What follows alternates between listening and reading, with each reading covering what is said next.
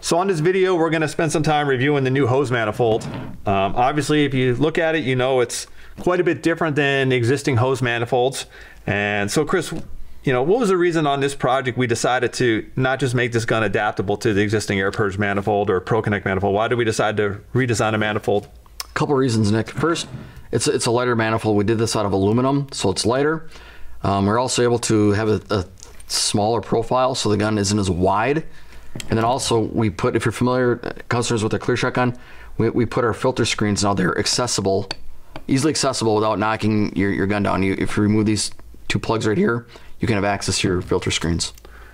And so looks like we redesigned the manual valve a little bit too. Tell us about the new design of the manual valve. We did. You can actuate these both by hand. Kind of like a wing nut design? Yep, wing nut, yep. Plan that, or we put a hex on there, 5/16 hex, so you can crank those down with your nut driver if you feel the added security. But it does make it kind of a toolless feature. If they don't have the nut driver on them, they can open and close their manual valve. By hand, yeah. So why don't you take apart one of the filters and show us the accessibility to the filter and why that's important. Sure, you can get at these, close your valves, depressurize your gun, and you don't have to take the manifold off even to access these. So what's new about that? Is it similar to existing filters? It's similar to an existing filter. Though you're familiar with our P2 guns, it's the same filter that's used on those.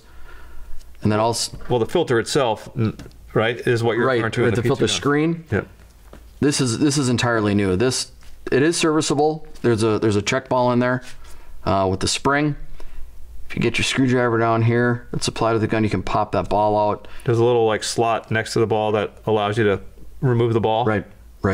Then if you have a lot of buildup in there that you have to clean out, you have to soak it, you want to get in there, the brush or something, you can do that. There's a spring that'll all slide out. You can just press that ball back in there to reassemble. So that filter mesh looks a little bit like a bigger mesh than our previous ones. What was the reason we decided to? Just so you don't get nuisance buildup with a finer mesh. Okay. And so that ball actually acts like a check valve as well, right? It does. It does when you remove the hose manifold. I can show you here.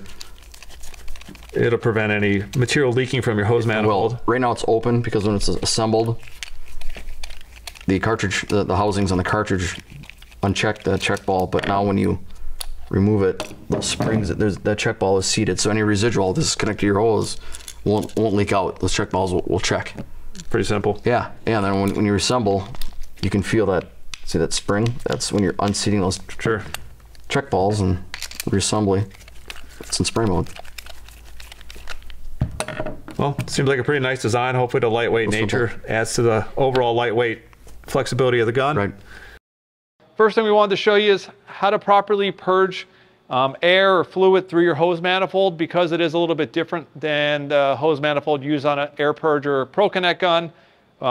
With those check valves built into the gun, we just have to show you how to use that properly. So I'm going to let Chris go through and explain that process to you. Now we're going to bleed our lines. This could happen, maybe you did service on your pump, you have air in the system, maybe you're swapping over materials, you're going from 2 pound, half pound. You can do that now with the hose manifold.